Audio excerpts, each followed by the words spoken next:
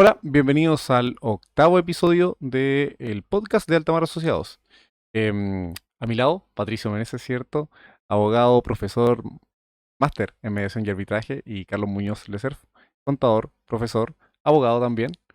Y hoy en día estamos hablando sobre un tema muy particular, que se refiere a embargos, ¿cierto, señor Patricio? Exacto, muchas gracias por la presentación. Ya 8 capítulos con este Mm, podcast, ojalá que lo encuentren súper interesante. En lo que vamos a hablar hoy, ¿cierto? Ya seguimos varias líneas de distintas temáticas, vamos a llegar a algo más civil, ¿cierto? Algo más que es conocido como juicio ejecutivo mm. y en el cual muchos chilenos, muchas personas se ven afectadas, ¿cierto? Diariamente porque ocupan la tarjeta de crédito, pagan en cuotas, pagan en deuda y firman esos famosos pagarés, esas letras de cambio, los cheques, etcétera, y que a fin de cuentas genera la posibilidad para que el acreedor pueda ir directamente a pedir lo adeudado. Pasa lo siguiente, que claro, ahí ya tenemos que diferenciar. Normalmente cuando existe un incumplimiento contractual, ¿cierto? Un incumplimiento de un contrato.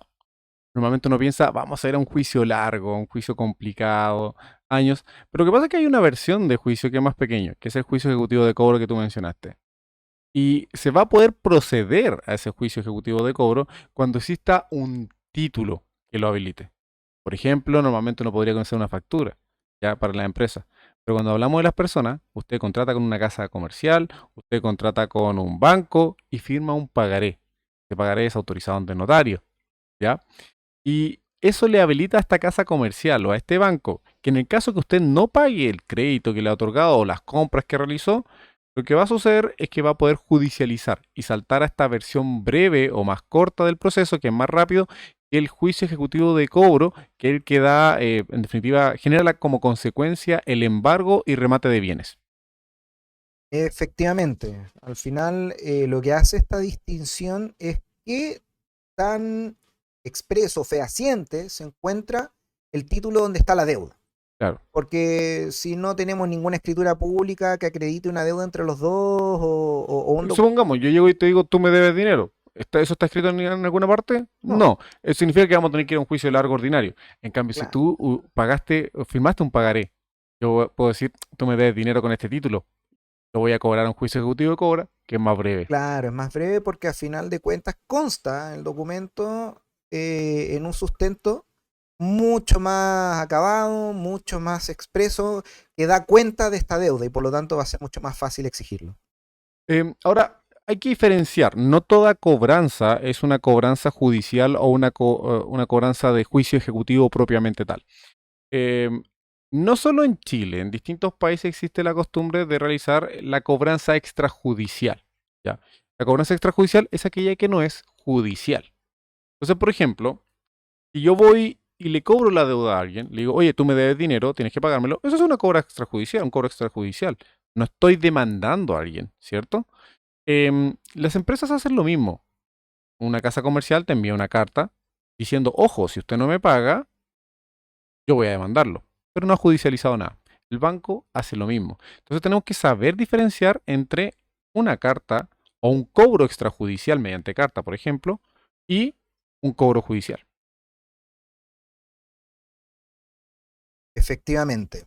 De hecho, aquí en esta instancia donde aparece todo previo al proceso, donde no hay un receptor que los notifica, porque ojo, vamos a ver que cuando se inicia un procedimiento judicial van a directamente a notificarlo, ¿cierto? Ya sea personalmente o en una notificación subsidiaria, dependiendo de las circunstancias.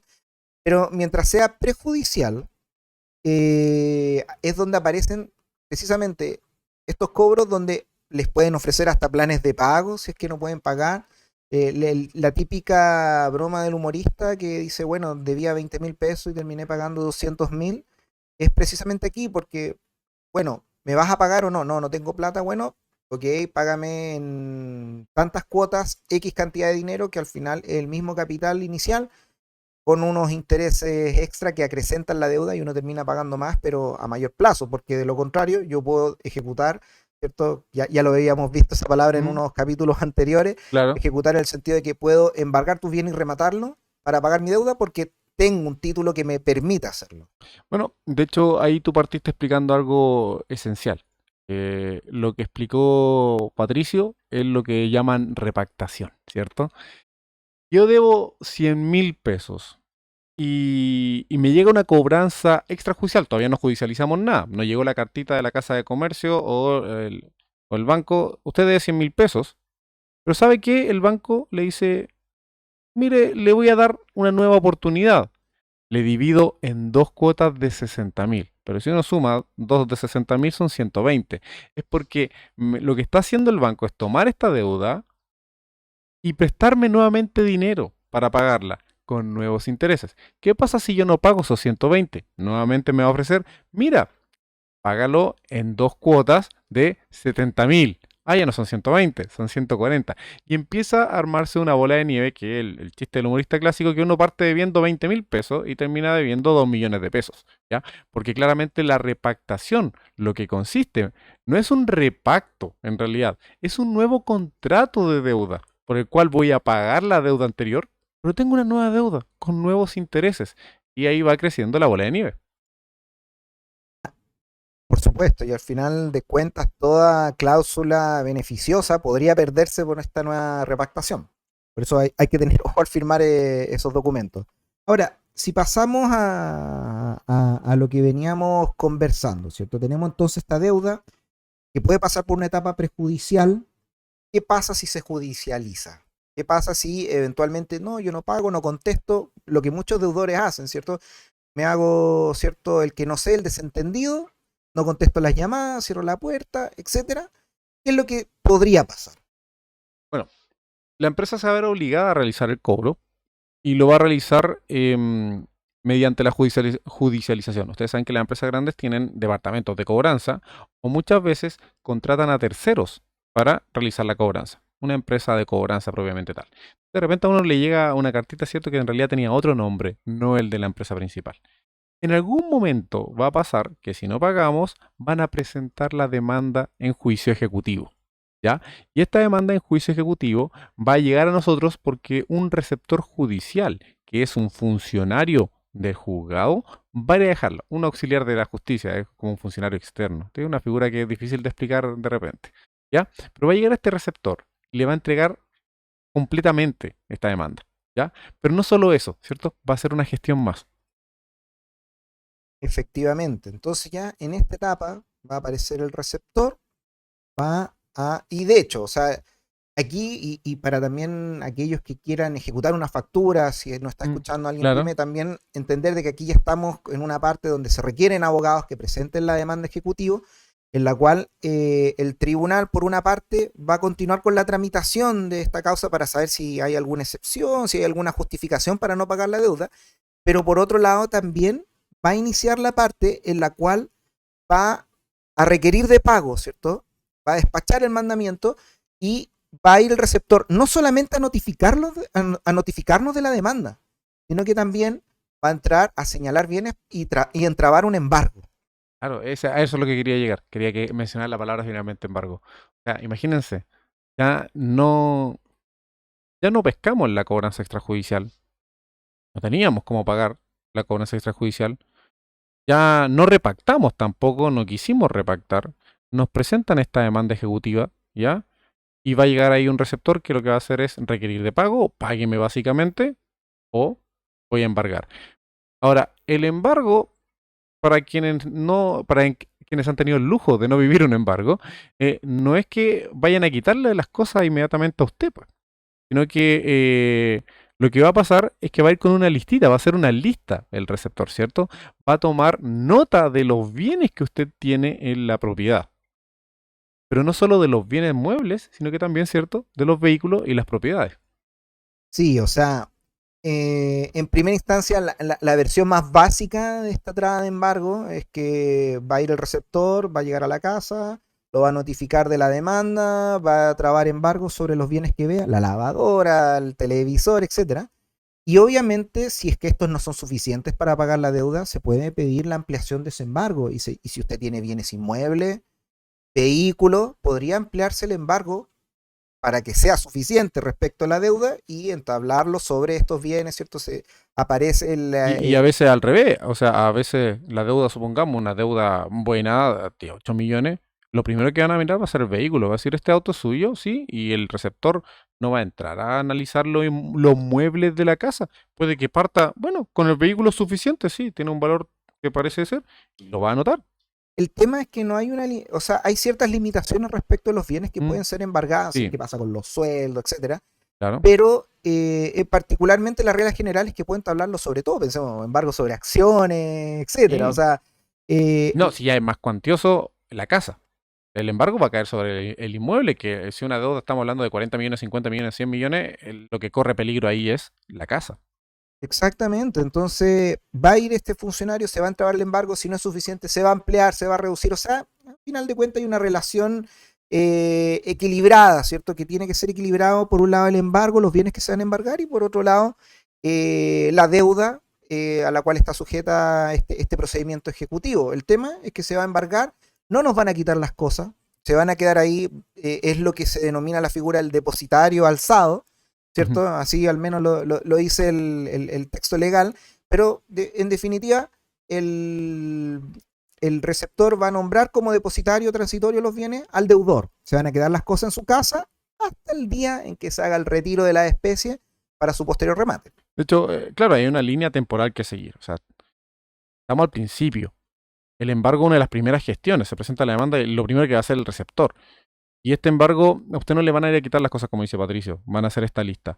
Eh, ¿Cuándo se las van a quitar? Cuando el proceso siga avanzando. El proceso siga avanzando y lo que sucede es que usted no pague y remate. ¿Ya? Ahí sí. Pero tenemos que considerar lo siguiente, que como bien dice Patricio, las cosas no se quitan. Lo que pasa es que usted no puede deshacerse tampoco de esas cosas porque quedan en la lista. Entonces, por más que usted le haya inventado el televisor, la mesa, el comedor, qué sé yo, usted no puede decir, ah, no me los quitaron, no me los embarcaron. No, si están en el listado. De hecho, venderlos es un ilícito. Por tanto, usted queda ahí. Es más, en el caso de los inmuebles y en el caso de los vehículos es un poquito más fácil porque quedan anotados en sus respectivos registros. El registro de vehículos motorizados va a aparecer ahí que hay una prohibición de venta porque, bueno, está embargado. En el caso del inmueble, va a aparecer en la inscripción del conservador que la propiedad no se puede transferir porque se encuentra embargado. ¿Ya? O sea, usted no va a perder eso, usted no va a perder los bienes, pero tampoco se puede deshacer de ellos. Exacto, exacto. De hecho, se sustraen del comercio esos bienes al estar Claro. embargados. No se puede comerciar con ellos. Y efectivamente, si usted incumple esta obligación, podría incluso ser un sujeto activo en el delito respectivo. Entonces, ahí es donde ese típico consejo esconde los bienes, No, la véndelo. verdad que eso es muy de antiguo esa cuestión, es muy de antiguo, no es algo muy recomendable cuando ya ocurrió la Cuando traba del ya ocurrió la embargo, ya traba de no... embargo, cuando ya el bien está señalado, es complicado. Ahora, algo que podríamos ver también para otro capítulo, el tema de las tercerías, ¿cierto? Que Sí, totalmente. eventualmente, porque los bienes que se pueden embargar o lo que se va a embargar son los bienes del deudor, no de la familia del deudor, del conviviente del deudor o de otra persona que no sea el deudor. Pero hay que informar al juzgado de eso, pues entonces, por ejemplo, si a usted le llegan a embargar, oiga, pero si aquí ya no vive esta persona, era el arrendatario anterior o era un familiar que vive aquí, ¿cómo me va a embargar mis cosas por una deuda que él tenía? Bueno, eso es lo que se llama tercería y como dice Patricio, lo vamos a tratar en otro capítulo. Por ahora sí, estamos viendo el tema del embargo. Ya nos embargaron los bienes. ¿En qué sentido? No nos han quitado los bienes, han sido enlistados y no podemos deshacernos de ellos. Exacto, entonces se sustrae del comercio, ¿cierto? Estos bienes embargados, no puedo comerciar. ¿Hasta cuándo van a estar embargados, por así decirlo? Bueno, vamos a entender que mientras yo no pague, y esto es importante también hacer la distinción. O sea, en el juicio ejecutivo tenemos una línea en la que se discute si se va a pagar o no, y por otro lado, la ejecución, el procedimiento en el cual se van a rematar esos bienes, que son dos cuadernos separados. Entonces, por un lado, si yo no me defendí, no voy ¿Cómo, a, cómo te defiendes? Te dice, bueno, yo pagué esto, yo ¿por qué me estás cobrando no, esto? es que yo repacté la deuda y pasa muchas veces, hay varios clientes que llegan, no, ¿sabe qué? Nosotros repactamos la deuda, pero no aparece en el sistema y me llegó la carta de cobranza y me llegó la demanda, Son porque errores de sistema y que uno tiene que hacer valer. exactamente, entonces ahí es donde yo presento esta innovación, ¿cierto? La excepción respectiva para poner fin al procedimiento ejecutivo. Entonces es importante tener en cuenta que está la línea en la que se discuten estas cosas y por otro lado el procedimiento de embargo. Digamos que perdí, digamos que no me defendí de la manera adecuada, ¿qué puedo hacer por el otro? Tenía la deuda, no tenía cómo defenderme. Claro, debía, efectivamente no pagué porque no tenía, emprendí y me fue mal en el negocio, etcétera. Va a pasar entonces en esta parte del cuaderno de apremio, ¿cierto? Va a estar embargado hasta que se nombre, ¿cierto?, un martillero, se haga el retiro de las especies y se rematen. Eso es... Piensen que ahí va a llegar recién el retiro de las especies. Cuando va a ocurrir el remate, ahí le van a quitar las cosas. Fíjense. Y por tanto, eso va a significar algo muy relevante. Que usted va a poder pagar hasta el último minuto antes del remate. Esto es importante señalar, ¿cierto? Entonces, si usted a última hora consigue el dinero y lo quiere pagar, va a poder pagarlo. Y aquí viene algo muy interesante que muchos han dicho, ¿qué pasa si no me quieren aceptar el pago? Porque yo tengo la plata, quiero pagar, pero la verdad es que no me están recibiendo el pago, no me dan un cupón de pago, no me habilitan el botón de pago en internet, qué sé yo. Y ahí existe lo que se llama pago por consignación. Esto es muy importante. Y yo creo que, a ver, incluso si usted quiere pagar antes de que lleguemos al denominado remate, una vez que esto se judicializa, ya no es llegar y pagar y resolverlo fuera del tribunal. Esto no se va a resolver fuera del tribunal y nosotros no le recomendamos que lo haga de esa manera porque, claro, si usted pagó, digamos que en efectivo, con un maletín con dinero, ¿qué constancia hay de que pagó, cierto? ¿Cómo después evitamos que el acreedor, no, a mí nunca me pagaron, ¿cierto? Si va a hacer eso, obviamente tiene que ser ante notario o firmando los documentos respectivos, pero no de una manera informal. Claro, incluso firmando la misma transacción. Entonces, si usted quiere pagar, tiene el dinero y no le aceptan, y más que no aceptar el pago, usted directamente va al tribunal y deposita la plata. Dice, aquí está el depósito, el pago por consignación, yo cumplí mi deuda y por lo tanto hay que parar el remate. Eso es lo que significa, ese es el gran efecto. El gran efecto va a permitir frenar un remate y así va a evitar perder la casa, perder el vehículo u otros bienes muebles. Y con eso terminamos el viaje del embargo, un viaje cortito, Sí, o sea, para un episodio de 15 minutos, no más que por eso, supuesto, ¿cierto? o sea, obviamente hay detalles que vamos a ver en otras cápsulas, como lo podrían ser el tema de las Sí, tercerías, incluso, o sea, ver qué podemos hacer como deudor. Porque está el pago parcial por consignación y reliquidar la deuda, está, ¿cierto? Directamente presentar excepciones, qué pasa con la prescripción, ¿cierto? claro, De como las las deudas. formas de defenderse, porque aparte ese es otro tema. ¿Cómo me defiendo de una deuda? No solo diciendo, oye, pagué, puede que también haya prescrito porque pasó mucho tiempo. Así que ahí es otro Claro. tema para quizá Entonces, otro episodio. precisamente ya en una cápsula más específica sobre defensa ante el juicio ejecutivo, vamos a hablar sobre esos temas. Es que yo creo que en estos primeros capítulos estamos viendo así como los temas esenciales, los más importantes, y ya después cuando vamos avanzando, quizás vamos desarrollando unos temas muy específicos que finalmente son igualmente útiles para las personas. Por supuesto. No, y también si es algo que le interesa a la audiencia, es algo que podemos también grabar en algún otro podcast. Así que por redes sociales pueden señalar si les gustaría que habláramos de ese tema o no. Y por supuesto. Bien, pues, gracias Patricio. Nos vemos en Muchas el gracias, siguiente Carlos. episodio. Que esté muy Nos bien. vemos la siguiente. Hasta Hasta luego. Chao, luego. chao.